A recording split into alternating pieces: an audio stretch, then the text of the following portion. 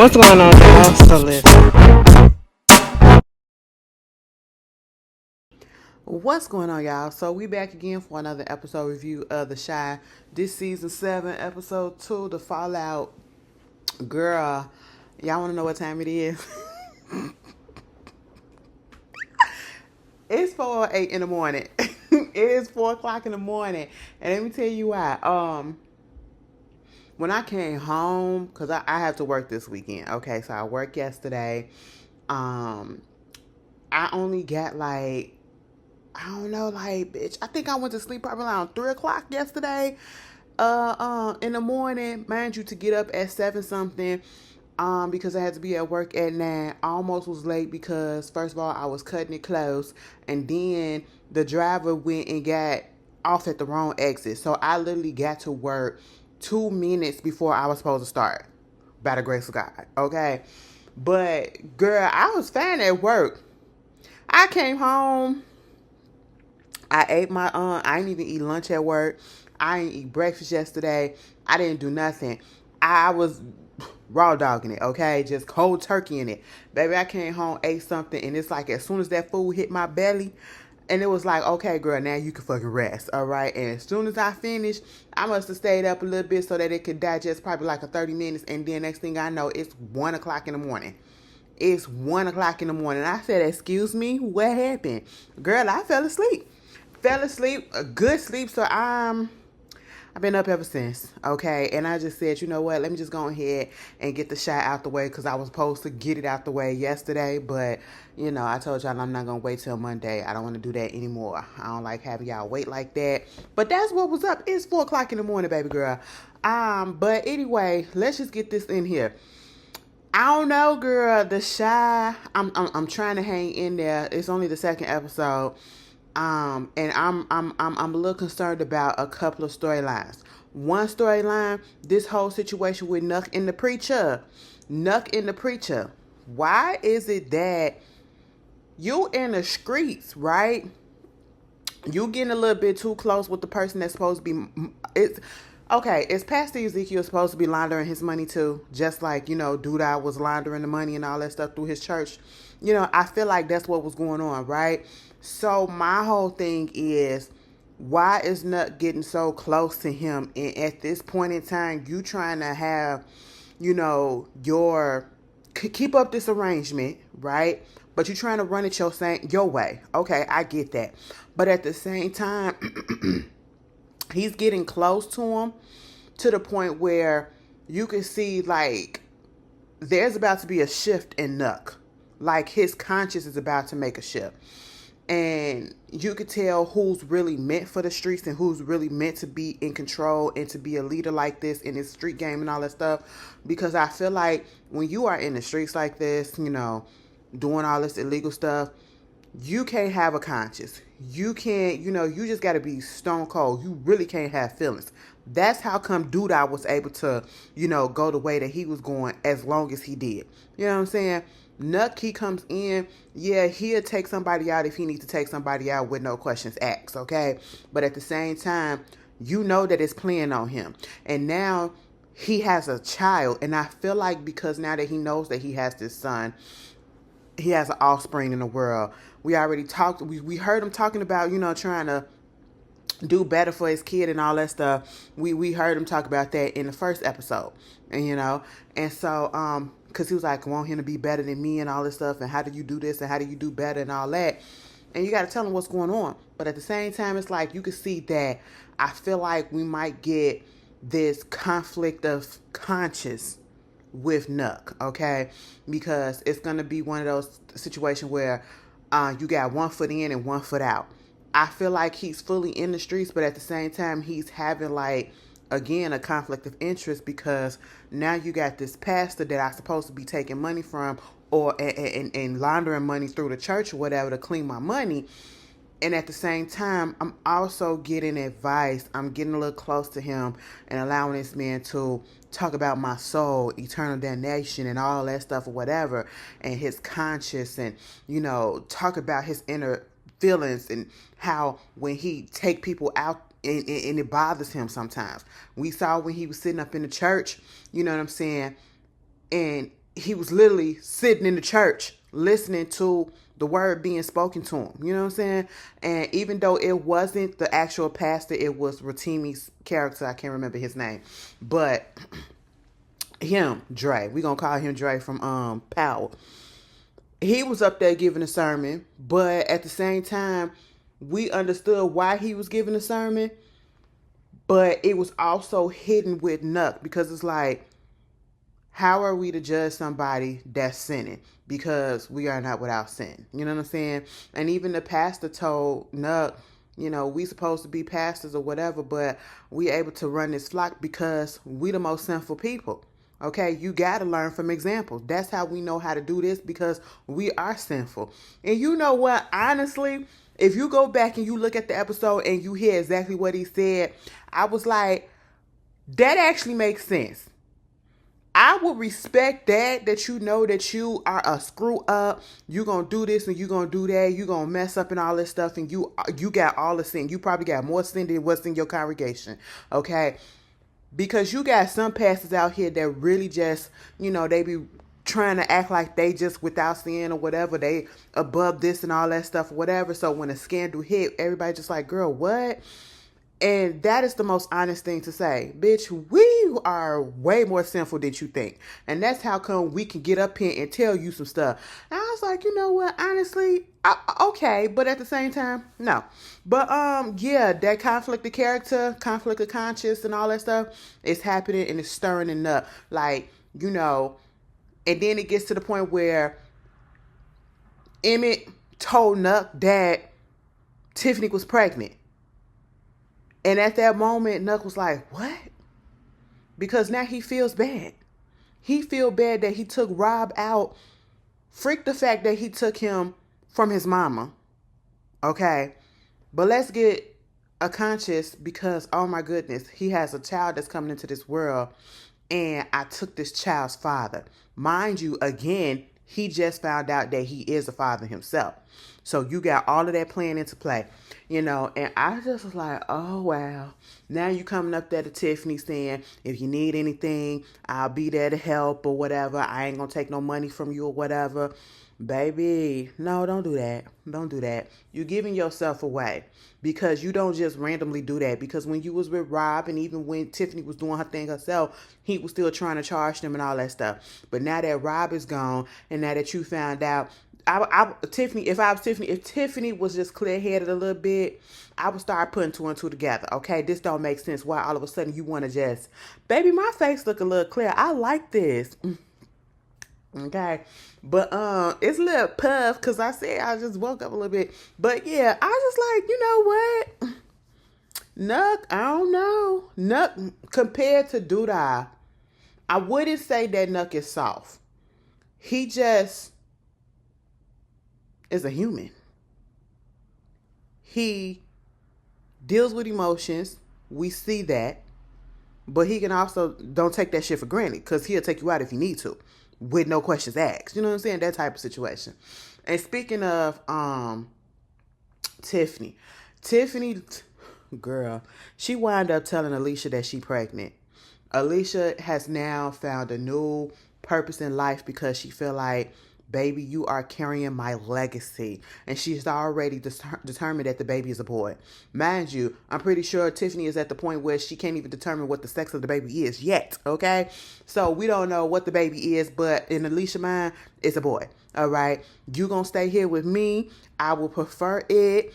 You're carrying my legacy. You could go over there and you could take control over the cigar bar, because Bianca gone. And I want to know if she really gone, or if Alicia took her ass out. Because honestly, I probably would have had to take her out, because you know a little bit too much. I just can't trust you. You know what I'm saying? But at the same time, you got Tiffany over there running the cigar bar and all that stuff. And Victor was over there. Now, let me tell you something. I don't know how I feel, girl. I don't know how I feel, because it's feeling a little bit like high school. And what I'm telling you about high school is there was this one particular group, I guess you want to call it the cool group or whatever. Let me just tell you this. They fucked around with everybody in that group. Okay, at one point these two was together. Another point they broke up and got with the friend in the group. Next thing you know, they broke up and went to the next person. Everybody was dating everybody and fucking around with everybody within that group. Okay, and it is starting to feel like that. I don't know if this is what's the intent, but Victor and Tiff, what's going on? Fatima ain't been gone. Girl, listen, Victor and Fatima broke up, and I ain't got no problem with it. And I already know it's probably going to be somebody that's going to say some ignorant shit because, you know, he was with a trans woman or whatever. Who gives a fuck, okay? Love is love. Whatever you like is like, and it is what it is. Everybody ain't closed-minded, okay? Honestly, I wouldn't give a fuck as long as if everything going up and I'm good, you good, we clean, everything good. You know what I'm saying?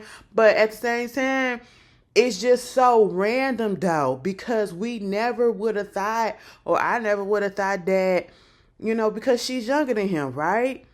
And she seems a lot more immature than him, but she has gotten a little bit more mature in the past couple of seasons, right? But at the same time, I'm just like, I don't want them to be together.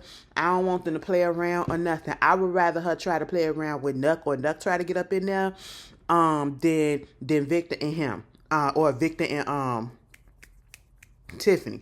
I don't want that. I don't want that because, it's just no, cause that's Emmy's baby mama. Okay, it's a bro code. Y'all up in the men's group together and everything. Like, no, y'all friends. Don't go over there, Victor. Okay, because I help you out. You know, I do this, and then she hires him to help her. What? I don't want that. I don't want that commingling. I don't want that because it's gonna be a lot of mess. We don't need no friction. Okay, we got one big problem out of the way, which was doodah.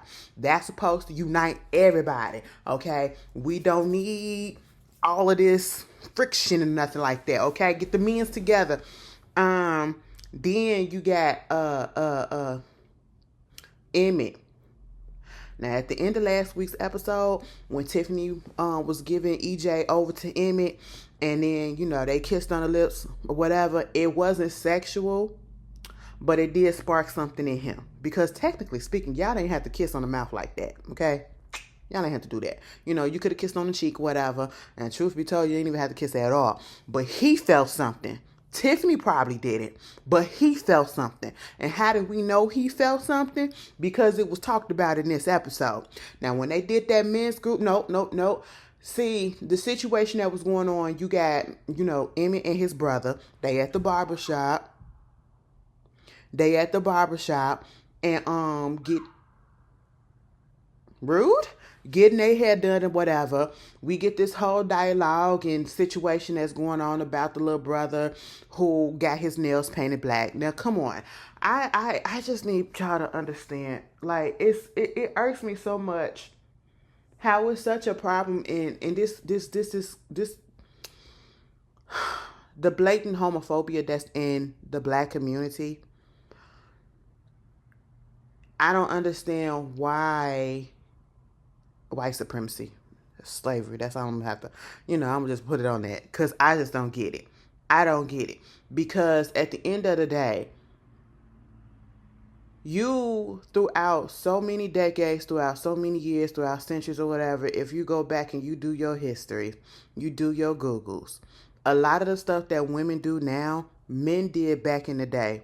And that showed that they were prestigious. That showed that they had status or whatever. It had nothing to do with their sexualities. They're wearing the heels. They're wearing certain colors like the purples and all of that stuff. Wearing makeup, wearing wigs and everything. That's what men of high society used to wear centuries ago, okay, to show their importance. And they were very much, a lot of them was heterosexual. And let's be clear, a lot of people was gay back then too, okay? Listen, go look at the Romans. The motherfuckers, them Greeks and the Romans, them motherfuckers was fucking, okay? Look at the art, all right?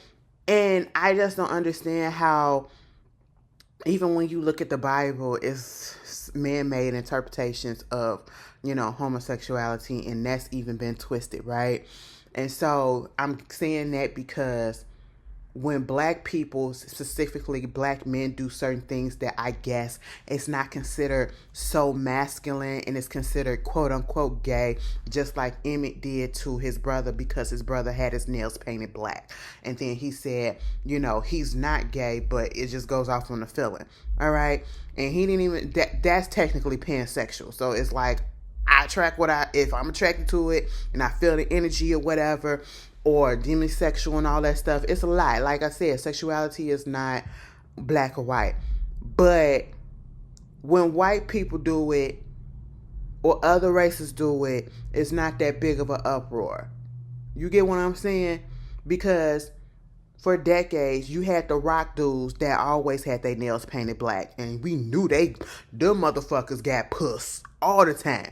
That's why a lot of them got, sexual assault charges coming and lawsuits coming at their asses right about now.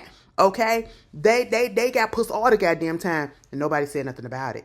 Nobody said nothing about it. Y'all could not survive in the fucking 80s with the big hair. I feel like 80s was one of the gayest goddamn eras ever if you want to say something like that. And ain't nobody give a shit. Ain't nobody give a shit until AIDS came around. And then that's when everybody really got homophobic like a motherfucker. But, I'm just saying, it shouldn't matter. It shouldn't matter that he got his nails painted black. Okay? Just like with that basketball player. And guess what happened? He got a whole nail polish deal. He fucked around and got a goddamn brand deal. Money, okay? And it ain't no selling no soul. It ain't no humiliation, ritual, as y'all like to say, or some of y'all, or the peoples in the media like to say. No. And then Emmett was like, that's kind of gay. No, it's not. All right? Okay? But either way, it is what it is. Even when he was at the store, at the shop Smokies, and he was on the register, and Bakari came up in there and he saw his name. He was like, what's going on with your nails? He was like, because I like it. Nigga, like, what the fuck? Okay, it ain't nothing to it. But see, I was expecting Bakari to say some real ignorant shit, but he really didn't. I was like, oh, okay, come on, Bakari. Okay. Now, it get down to Emmett and these kids. Now, I understand that you a little stressed out and you a little overwhelmed and all that stuff or whatever. But, baby, why we got the kids in the workplace? Not at no place like Smokies, okay? A little mom and pop shop. Everybody so close and so confined. You got the kids there.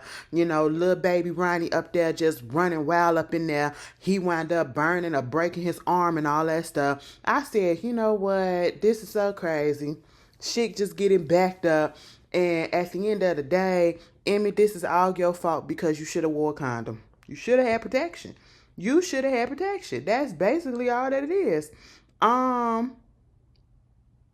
That's just all that it is, And so, you got that going on. They go to the hospital. Nuck and Emmett had a little shouting match at each other for a second, but then again, they calmed down. They was able to talk about it like men. And,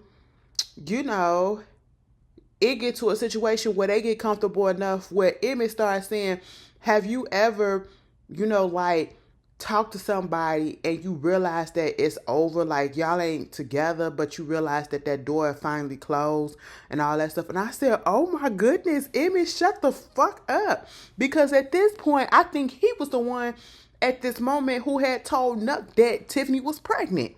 And I'm just sitting here like, God damn it. Because when Keisha told him that Tiffany was pregnant, bitch, the look on his face was like, what?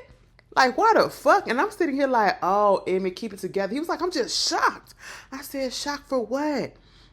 She was with Rob. Be shocked if it wasn't his baby. That's what you be shocked by. And then you found out that she was fucking around with somebody else. But why are you so shocked? It's because you still got those feelings. And those feelings got really aroused again when you kissed her at the end. It was innocent for her. She ain't think nothing about it. Mommy is in her grief. Okay, she ain't thinking about no other nigga. You know what I'm saying? At this point. But the way that he looked at the end of that episode looking at her. And then this episode, bitch, I said, Emmett, you better not fuck Keisha over. You better not fuck Keisha over, okay? Let that be done with, So you got the men's having their men's group. You got the women having their women's group. They want to call it Sister Circle. So generic, but okay. You got Emmy Daddy and his girlfriend. I really thought that they broke up in last season. They did need to break up, okay? They was not on the same page. And they broke up because she just told him all of a sudden that, well, I don't know if it was all of a sudden, but in this episode that she want to have a baby. And she said she would rather have a baby without him than be with him without a baby. You know? And my whole thing is, yeah, you could say that you're a good parent to his daughter. You know, he planned that out. His daughter is also grown to a certain extent. You know, she's still a teenager, but she's still technically grown. She's a young adult. She's out of his house. He raised his children. He raised his child already. He's a older gentleman. He's probably in his 40s. Okay? He don't want to start over again. You're in your 20s, probably early 30s, and you want to experience motherhood. And this is the thing that I just don't understand. Why do y'all young people or why get with somebody of a certain age and then want to do something like this? And then feel some type of way when they don't want to do it because they didn't already been through that experience. They didn't have their experience with trying to raise kids. Okay? Get with somebody that's on the same page as you. And this is why you have to talk about these things right at the forefront of getting to know a person to decide whether or not you want to get into a relationship with them. Y'all have to be on the same page, okay? They were never on the same page. That's just really what it was, you know? And the age difference, he already raised his kids. He is not trying to, you know, do all that over again. Okay? He just want to chill in the later years of his life, this second act of his life. That's what he want to do. And that's very much understandable. And so she had to leave him. And he understood it too. And so, yeah, they had the women's group and they was talking about that. Tracy, I really don't care. Okay? Honestly, girlfriend, truth be told, I mean, I know I know the show started off with the fact that her son got killed. And that whole storyline with Q and Ronnie and all that. But once Q got gone, at a certain point, Tracy should have been off the show. Tracy should have been off the show. Her character in this whole relationship with Duda, it was really pointless, to be quite honest. And keeping her on is pointless. Another pointless character, Dom. Why is she on the show? Okay? And truth be told, why is Vic Mensa character? I know that's Lene's brother or whatever, but what is the purpose? What is the purpose? Okay, I just don't see how it plays in, and it's like bringing in these characters and making them giving them more of a storyline, I guess. In the later seasons, knowing damn well that 9 out of 10 this show is about to end soon. I just don't see the purpose, okay? We see Nia and her girl, they gone, okay? So now they're staying up in Nia's house, all right? And he winds up moving Dom in. Lene had a problem with it at first because he didn't tell her, but because she can cook, she can stay. All right. Meanwhile, we got this whole situation with Maisha. Girl, Maisha about to leave the show. She about to leave the show because she had to sit down with Emmett. And I heard it was some issues that was going on with Maisha and the other kids, okay? But, you know, they be on TikTok and all that stuff, whatever. I said, oh my God, y'all putting all the business out there. But I felt bad for her. But anyway, Maisha was talking to Papa and basically said that Kevin had hit her up and said, you know what, I want you to come down over here to LA, live with me and all this stuff. And she said she was going to go. Now, Pop, I don't know. You thought that you was going to get a little something going back with Maisha. He was like, you know, it's still a little bit of chemistry there. She said, yeah, it's still a little something, but at the end of the day, I never do that to Kevin. Baby, he done been through that already. Gemma and Jake, okay? And they had a little laugh, and I was like, you know what? Honestly, sure. And I feel like I wouldn't be surprised if either this is the last season or it only comes back for another season, because already it's feeling like they're trying to wrap it up.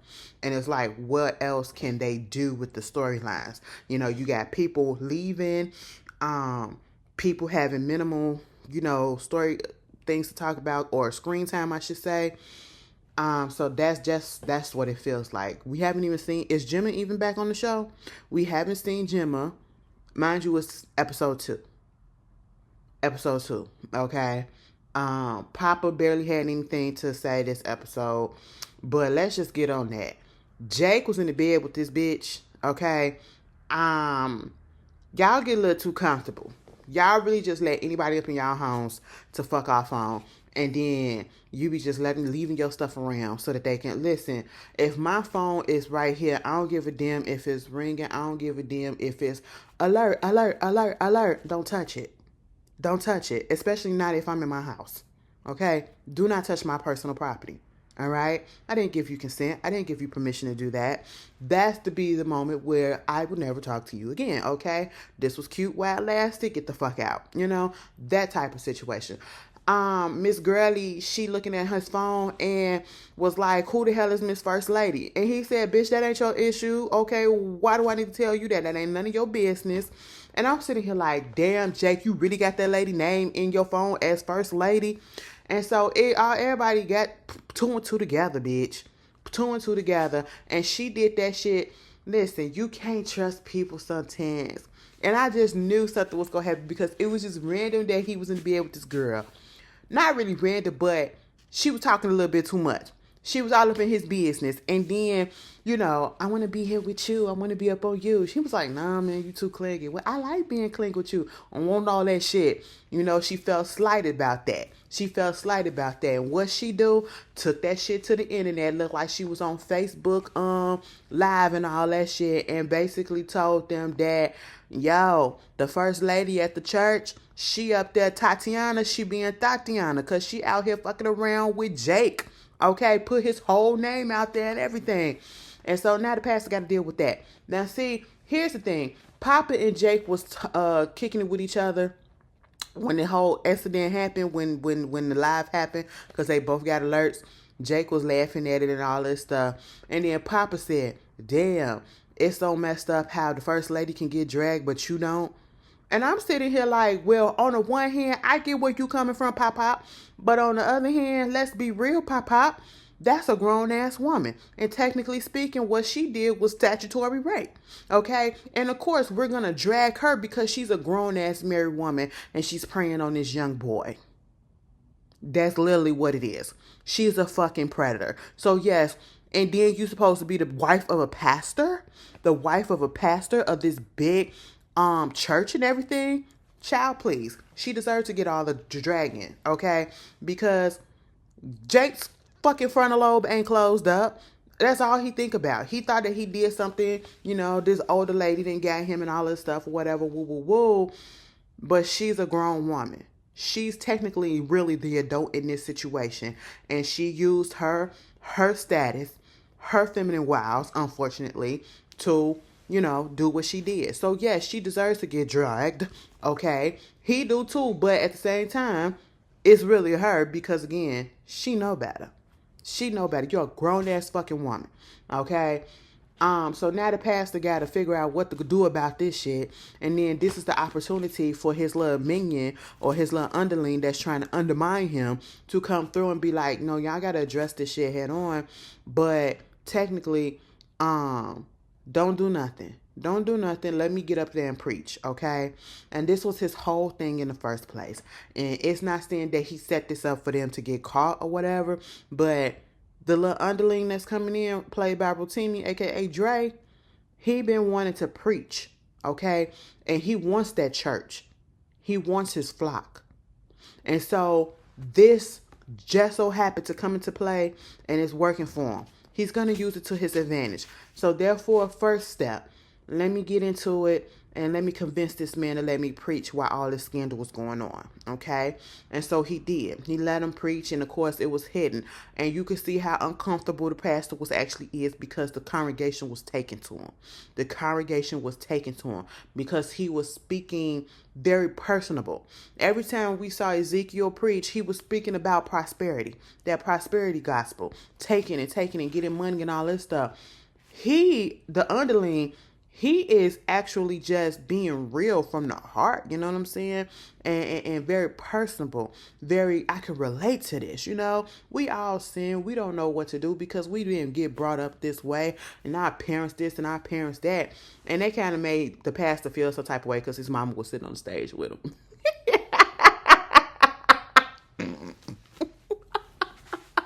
I said, bitch, the mama was like, ain't this some shit? He was like, they was uncomfortable as hell. Meanwhile, Nuck is in the audience watching. I said, you know what, Nuck, just go ahead. I kid you not. Probably by the end of this season, Nuck gonna get baptized. Nuck gonna get baptized. Mark my word. Meanwhile, you got Kenya. You know, she was crying to Papa about what happened to Zay, and I'm like, girl, what the fuck you thought was gonna happen? You knew he was in the street, and so now she want to leave and go stay with Greg, with her grandmama. Okay, she going down to Arkansas. There's that. It was like, you know, she can't take care of you. You know, she's later. Okay, well, can you get a job or something? Can you a grown woman right now? I mean, I get it. You had it baby young, but girl, go out there and do something with your life, okay? Anyway, what else is going on in this episode?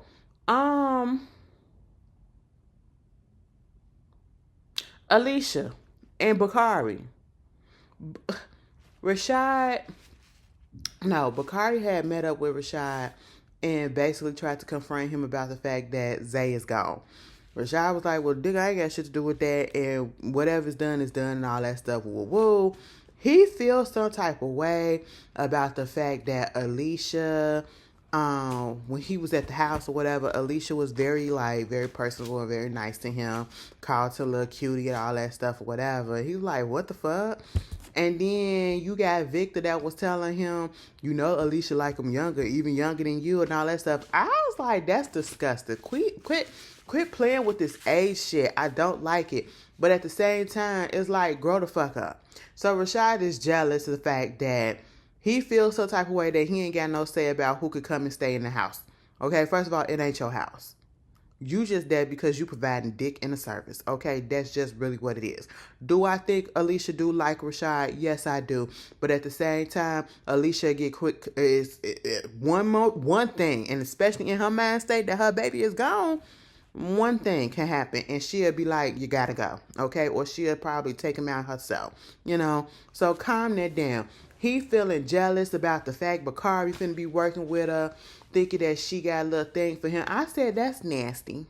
That is a child, but you know, hey, that's the way the world works these days. Don't overthink it. Don't overdo it. You're gonna overplay your hand, Rashad, and get yourself kicked back out on the street. So there's that. Was anything else going on in this episode? Girl, I don't know. How y'all feel it? Do y'all feel the same way about Nuck that I feel? My little theory. I do feel like he gonna get baptized before the season is over with. Do y'all think he gonna be able to stay on the show? Do y'all think he's gonna survive being a leader, or do you think somebody gonna take him out? 9 out of 10. If they do, I hope it is Alicia. But I don't know, y'all. I don't know. I'ma hang in there, of course. But okay, we're 2 episodes in, and I need a little bit more. It's not bad. It's not boring at all either, and it's actually going back quickly because I didn't know the episode was that short. If I was like, damn, bitch, it's over already. But yeah, I don't give a fuck about Dom and the Vic Missa character. Honestly, unless Lene and Bakari get back together, I don't see the purpose. Okay. Dom is just there to be there. Tracy, we don't need to see no more of her. I need Rosalind to come through, and I need her to shake some shit up. I need them to shake some shit up for real. Like, get down to the gutter of it all, okay? But either way, y'all tell me how y'all feel about it. If I missed anything, put it down in the comments and we'll discuss, and I will see you guys later. Please enjoy your holiday and be safe with it. Peace.